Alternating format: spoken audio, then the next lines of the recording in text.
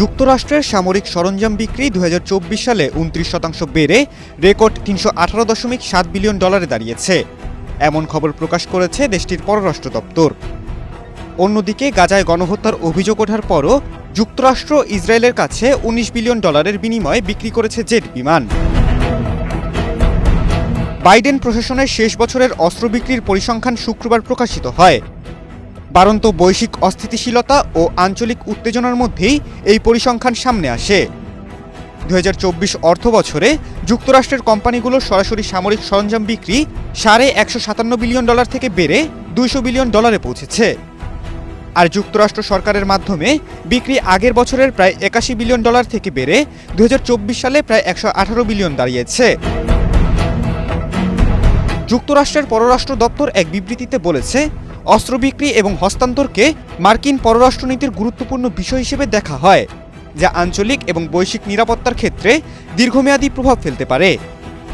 2024 সালে অনুমোদিত সরঞ্জাম বিক্রির মধ্যে উল্লেখযোগ্য ছিল তুরস্কের সামরিক বাহিনীর জন্য $23 বিলিয়ন F-16 জেট বিমান সহ অন্যান্য সরঞ্জাম, ইসরায়েলের জন্য $18.8 বিলিয়ন F-15 যুদ্ধবিমান এবং রোমানিয়ার জন্য $2.5 বিলিয়ন M1A2 আব্রামস ট্যাঙ্ক।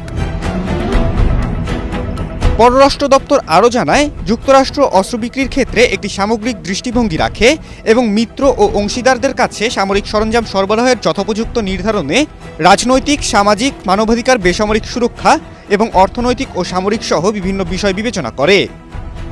যুক্তরাষ্ট্রের অনুসন্ধানী সংবাদভিত্তিক সংস্থা প্রপাবলিকা তাদের প্রতিবেদনে বলছে, বাইডেন প্রশাসনের পররাষ্ট্রমন্ত্রী অ্যান্টনি ব্লিংকেন গাজা যুদ্ধের সময় ইসরায়েলের মানবাধিকার লঙ্ঘনের বিষয়ে স্পষ্ট সতর্কবার্তাগুলো উপেক্ষা করে এবং যুক্তরাষ্ট্রের আইন লঙ্ঘন সত্ত্বেও দেশটিতে অস্ত্র সরবরাহ অনুমোদন অব্যাহত রাখেন।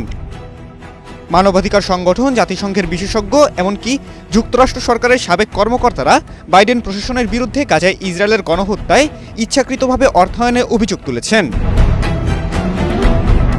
অন্যদিকে রাশিয়ার বিরুদ্ধে ইউক্রেনের যুদ্ধের ফলে বেড়ে যাওয়া অস্ত্রের চাহিদা মেটাতে যুক্তরাষ্ট্রের প্রতিরক্ষা ঠিকাদাররা রয়েছে চাপের মুখে। বিশ্বের বিভিন্ন দেশের প্রতিরক্ষা মন্ত্রণালয়গুলো তাদের মজুদ বাড়াতে লাইন দিয়ে আছে যুক্তরাষ্ট্রের অস্ত্র নিতে। অন্যদিকে যুক্তরাষ্ট্র নিজেরাও চেষ্টা করছে সামরিক মজুদ ঘাটতি পূরণের।